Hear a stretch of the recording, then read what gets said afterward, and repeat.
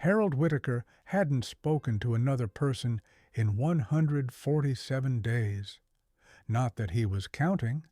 Up in the Blue Ridge Mountains, far beyond where paved roads dared to stretch, Harold had built a life of silence. After his wife passed away 2 winters ago, he'd packed what he could and driven until the trees outnumbered mailboxes. There, nestled in the shadow of a pine-covered ridge, stood the old cabin his grandfather once owned. No cell signal, no neighbors, no noise. And for Harold, that was exactly the point. It was early December when Harold first saw them, large, wide prints in the snow, fresh and deliberate, circling his woodshed. He stood over them with his axe in one hand and a knot forming in his gut. Bear tracks, big ones. He'd lived through enough seasons to know how to read snow. These weren't wandering marks. The bear had come with purpose. Harold scanned the tree line. Nothing. Just the wind whispering through the pines. Still, something didn't sit right. The next morning, the prints were back, closer this time, and the following night he heard it. A low, heavy huff just outside the cabin, not aggressive, not hunting, just there. A week passed. The bear never came during the day, only at night, only when the fires were low, and Harold sat in his creaky chair by the window. He began leaving scraps outside, not out of fear, but curiosity. Fish bones, half an apple, a slice of bread, and every morning they were gone. One night, when the moon was high and the snow glittered like crushed glass, Harold heard a soft snuffling outside the cabin wall. He didn't move, didn't reach for the rifle by the door. He just sat and listened. The next morning he found something new in the snow, a paw print next to his boot print, almost as if the bear had come to look for him too. The weather came in fast, a blizzard with teeth. The first night, the wind howled so loud it rattled the windows. Trees groaned. Snow came sideways, slamming into the cabin like fists. Harold stacked firewood and sealed the doors, knowing he might be snowed in for days. On the third day, he stepped outside and nearly slipped on ice. The world had turned white, thick and still. And there, at the edge of the clearing, barely visible through the curtain of falling snow, stood the bear. A massive she-bear, dark fur dusted with flakes, just watching. She didn't move, didn't growl, just stared. And Harold stared back. Something passed between them, something wordless. He nodded, and she turned and vanished into the trees. That night, the storm worsened. The fire crackled low. Harold's cabin shook with the wind. And then, a crash. Wood splitting. Somewhere behind the cabin. He rushed outside with a lantern and a shovel. Snow blinded him. The wind clawed at his coat. Then he saw it. His woodshed had collapsed under the weight of the snow. His last stockpile of firewood was buried. His heart sank. That was supposed to last him the rest of the winter. His hands trembled, cold, age, panic. He turned back toward the cabin, toward the door, and froze, because there, sitting in the snow just beyond his porch, was the bear. In her mouth, a fallen branch, thick, dry, usable. She dropped it at his feet and waited. Harold stood motionless in the storm, lantern in one hand, staring at the massive animal before him. The she-bear looked at him with those deep, dark eyes, eyes that didn't seem wild. They were aware, intentional, not the eyes of a creature acting on instinct. She had brought him firewood, a thick branch, chewed off, dry from beneath the snow. It lay at his feet like an offering. Harold blinked through the wind, unsure if it was cold or awe that made his hands tremble. Slowly, he bent down, picked up the branch, and nodded toward her. "Thanks," he said, hoarse. The bear grunted once, low and soft, then turned and lumbered back toward the tree line. The next morning she returned, another branch, the day after that, too. For a week she came, always after snowfall, always in silence, and Harold, once a man who spoke only to himself, began talking again, just a few words at first, simple things. "You're early. Storm's easing up. Your nose looks frostbitten." No response, of course, but she listened, sat on the edge of the woods, ears twitching, head tilted slightly toward the cabin. And he listened, too, to the way her breathing changed with the wind, to the rhythm of her steps in the snow. It became routine, familiar. He gave her a name, Maggie. In early January, Harold pulled a box from under his bed for the first time in 2 years. Inside were photographs, faded and curling at the edges. His wife, June, smiling at a lake. Their wedding day, the day they bought the truck, a blurry picture of her feeding a deer outside this very cabin 30 years ago. He stared at the image for a long time. "She always liked animals more than people," he muttered. "I guess she got that right." He hadn't spoken June's name aloud since the funeral. He didn't cry, not then. But when he stepped outside later that afternoon and saw Maggie waiting by the woodpile, snow clinging to her shoulders like a shawl, he felt something move in his chest. She watched him carefully, and for the first time he sat down in the snow across from her.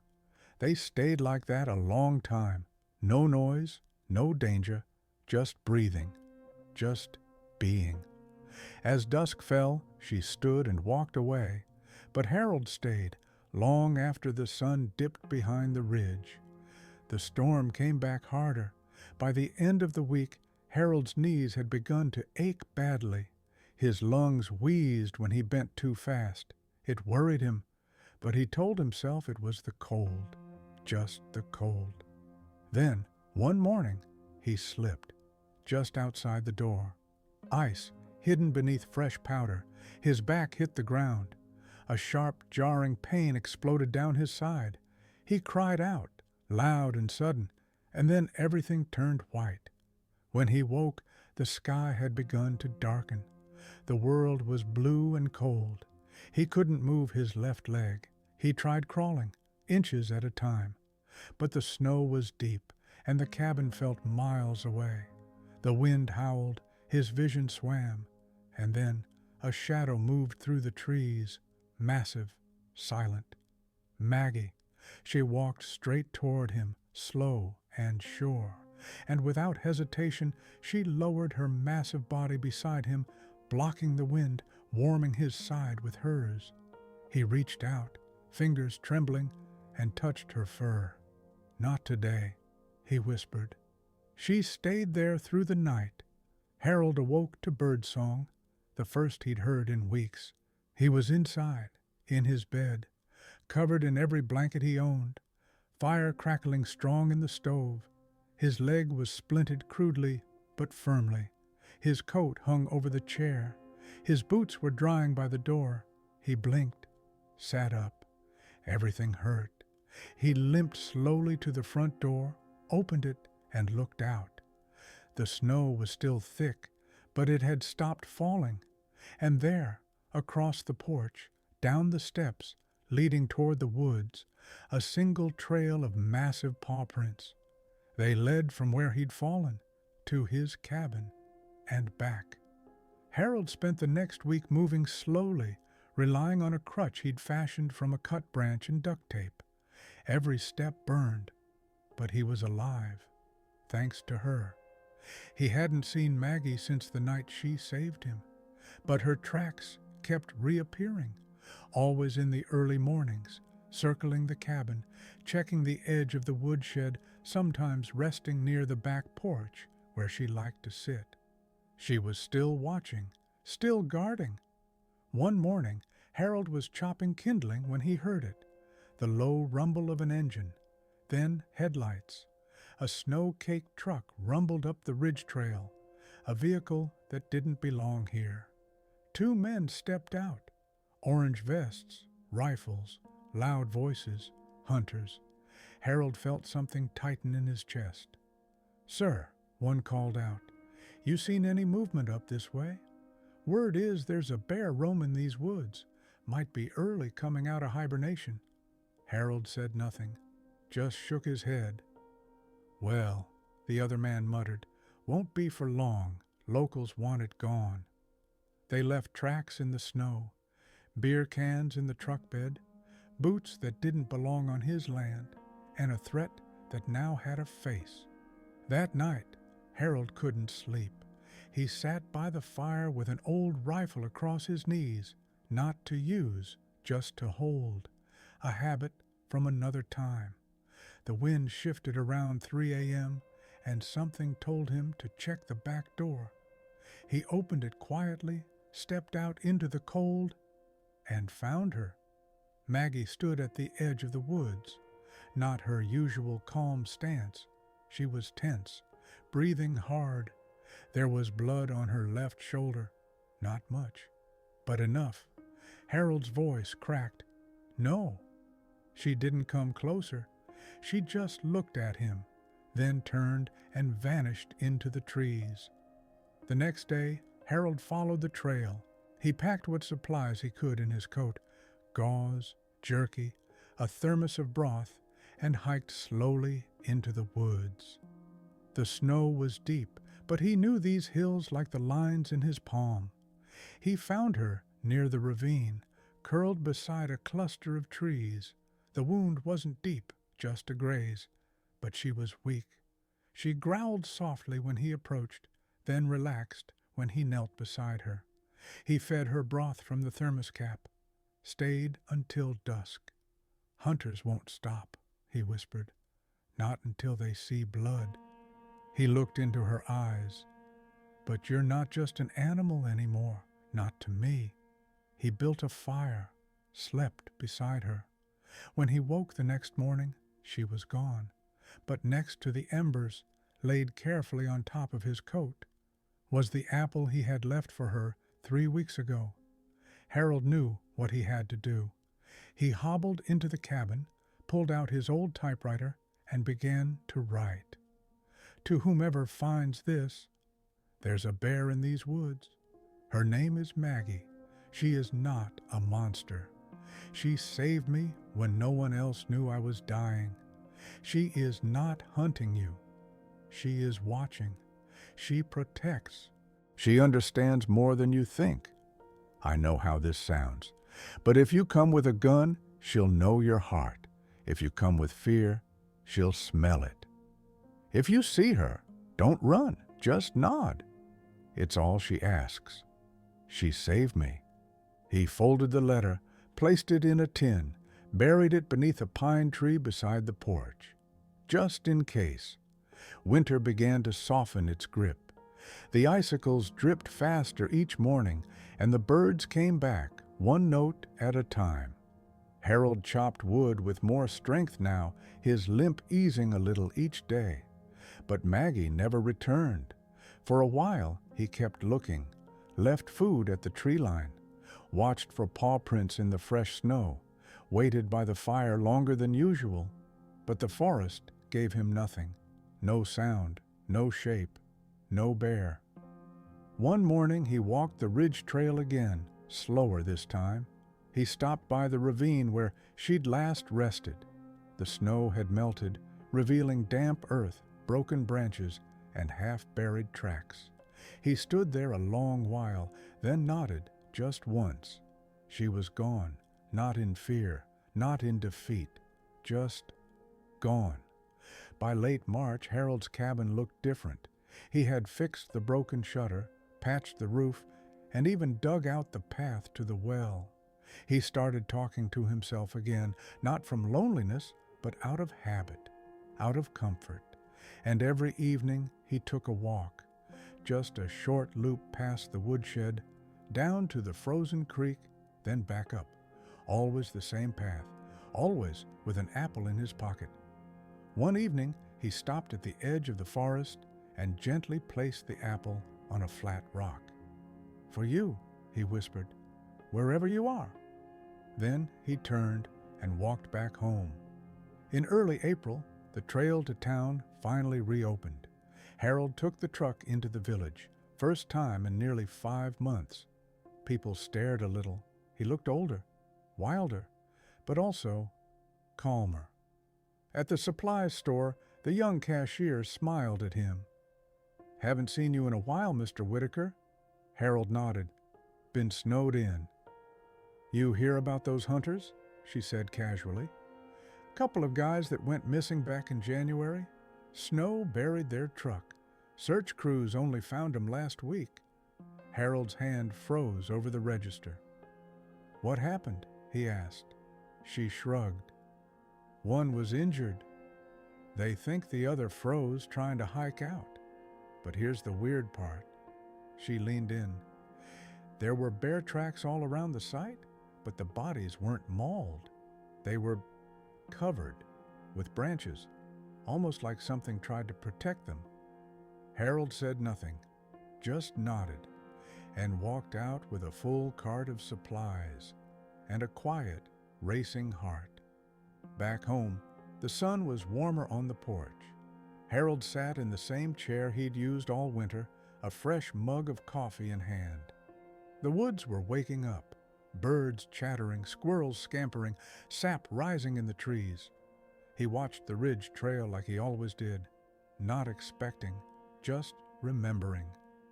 Then, one evening, something changed. He saw movement, just a flicker, between the trees, not large, not her, but 2 small cubs, dark, fuzzy shapes, tumbling through leaves and half-melted snow. He stood slowly, and just behind them, at the edge of the clearing, stood a massive form. Maggie, older, leaner, but unmistakable. Their eyes met one last time. She huffed, low and deep, and then, like fog rising from the ground, she was gone again. Harold waited until the sun had set, then walked out to the flat rock where he always left the apple. Tonight, he placed 3, 1 for her, 2 for them. He didn't speak, didn't cry, he just smiled, because the forest was alive again, and so was he. Spring came early that year. Harold made one more trip into town in late April. This time, people didn't just stare, they talked. The sheriff stopped him outside the post office. "You still up on Hollow Ridge?" Harold nodded. The sheriff scratched his chin. "Some hikers claim they saw a bear near your place. Said it didn't charge. Just stood and watched. Made them nervous."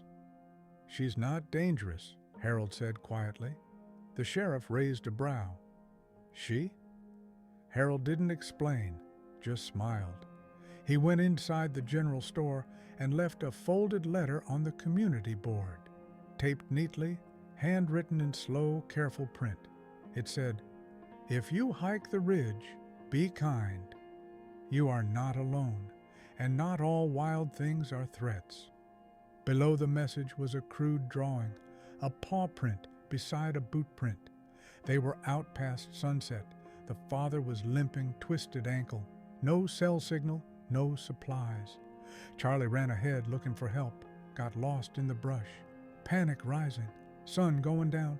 Then movement, between the trees, a massive shadow, a bear. He froze, couldn't even scream, but the bear didn't move.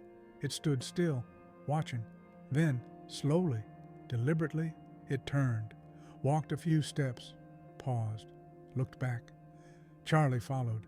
It led him through a narrow break in the trees, straight back to the trailhead. An hour later, search and rescue found him there, alone but safe. When asked how he made it back, he answered, "A bear showed me the way." That fall, a young ranger doing trail maintenance found a rusted tin buried beside a weathered pine. Inside was a note, old, yellowing, written on a typewriter. "She saved me. She knew I needed help before I did.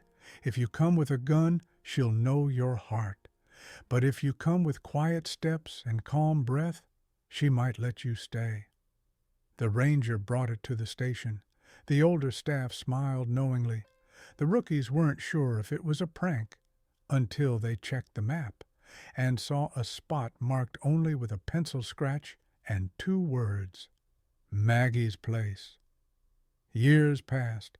Harold stayed in the cabin as long as his bones would let him. The winters got quieter, the nights colder, but the ridge stayed wild, and the fire in his hearth never stopped. Until one February, when he didn't make his usual trip to town. A ranger went up to check on him. He found the cabin locked from the inside.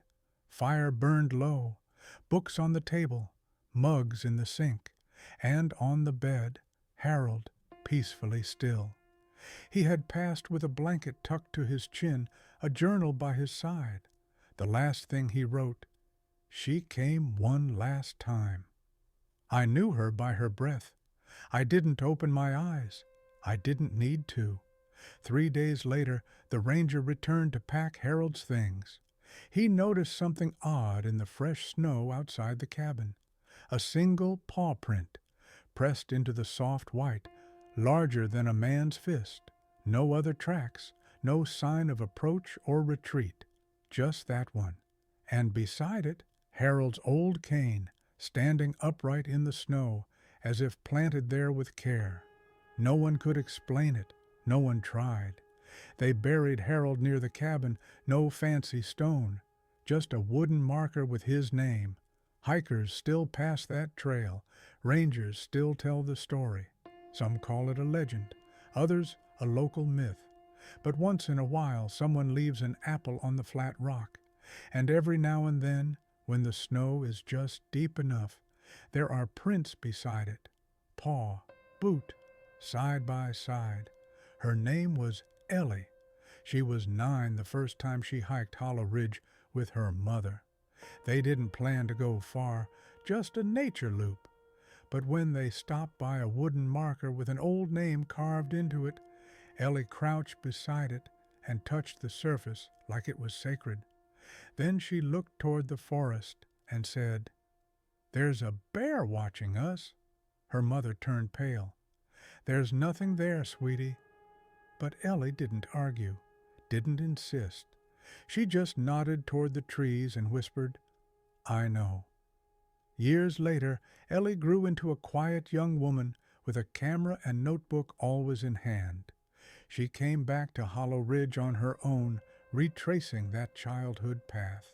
At the ranger station, she asked about the name on the old grave. One of the senior rangers handed her a box wrapped in cloth.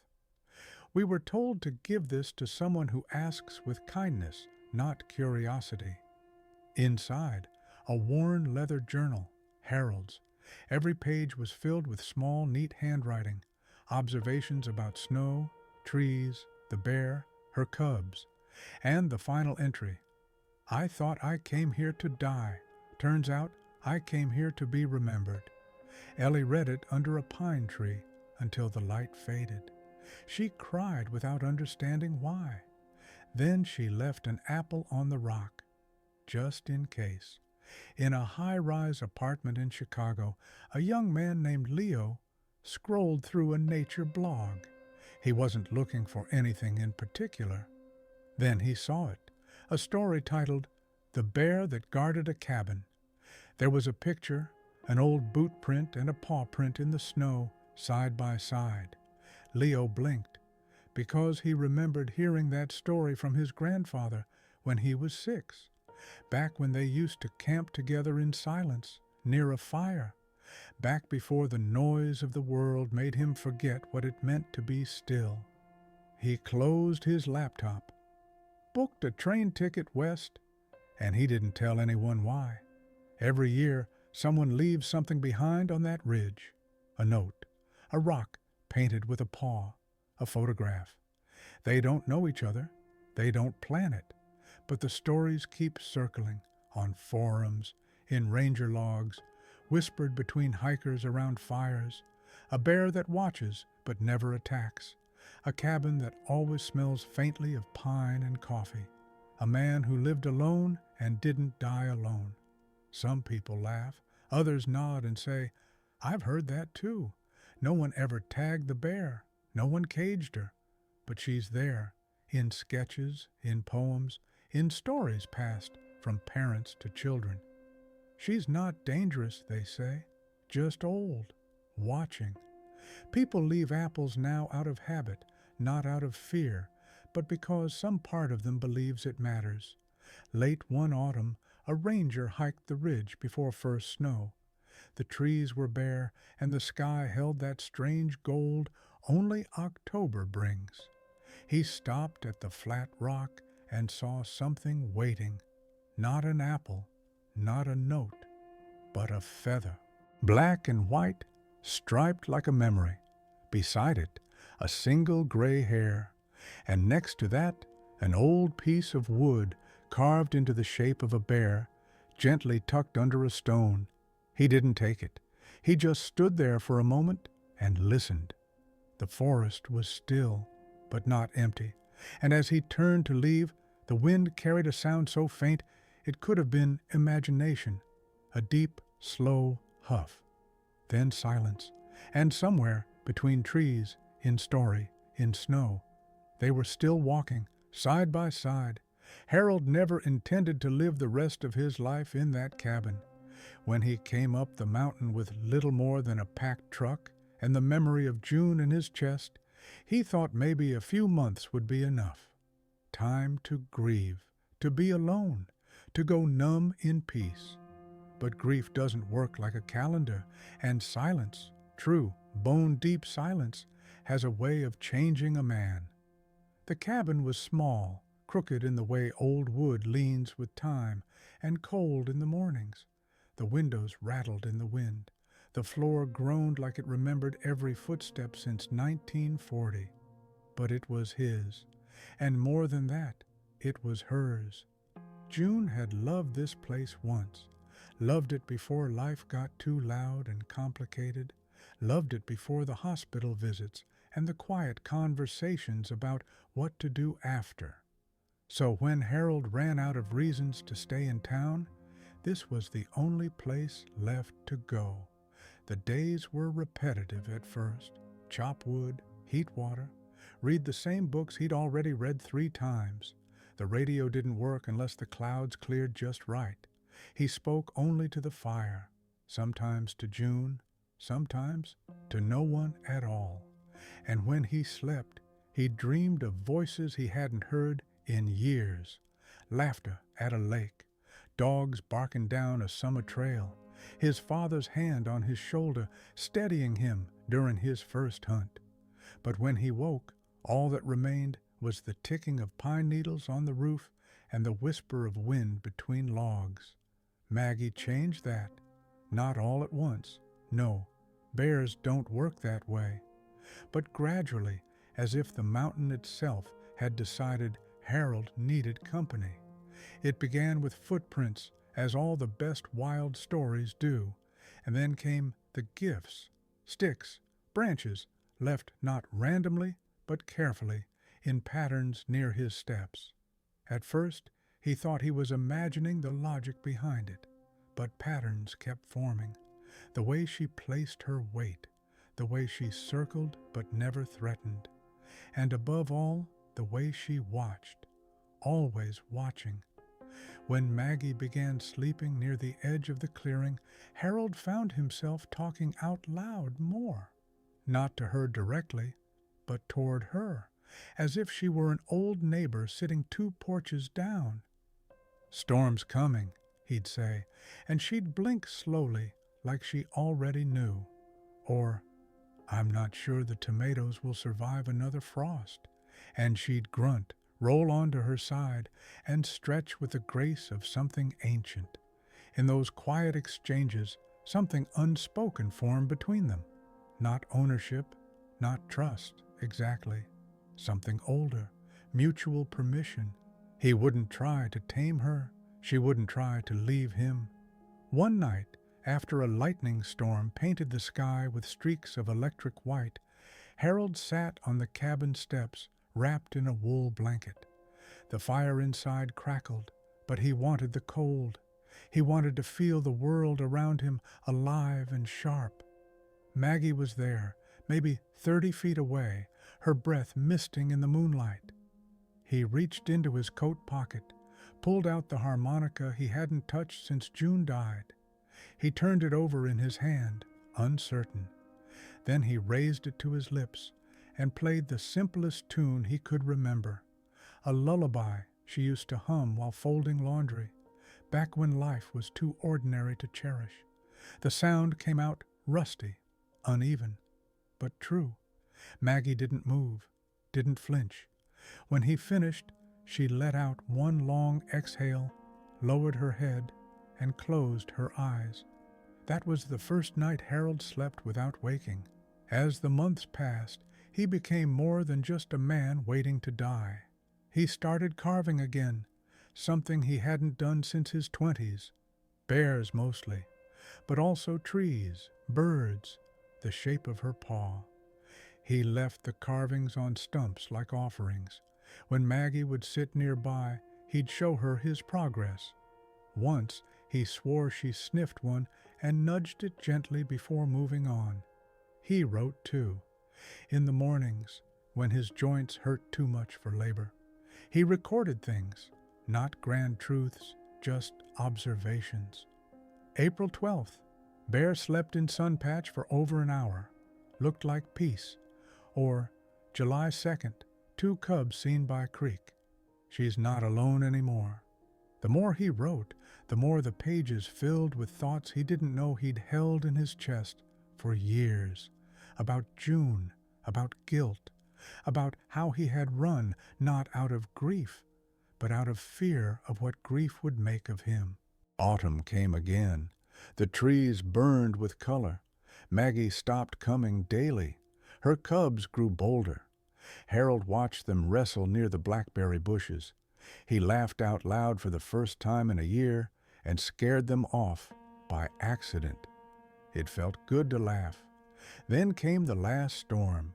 It wasn't the coldest nor the longest, but something in the air told him it would be the one that decided the season. He stocked the firewood. He packed food tight in glass jars. That night, he left the door unlatched just in case she came. He woke before dawn. The fire had burned low. The air was cold enough to bite, and yet he wasn't alone. In the faint blue light, Maggie stood inside the cabin, not all the way in, just past the threshold, silent, watching. Harold didn't move, didn't speak. She huffed once, then turned and left. That was the last time he saw her. He didn't follow.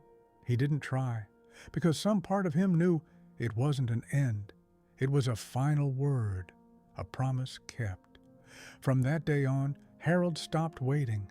He lived. He wrote letters, sent some to people he hadn't spoken to in decades.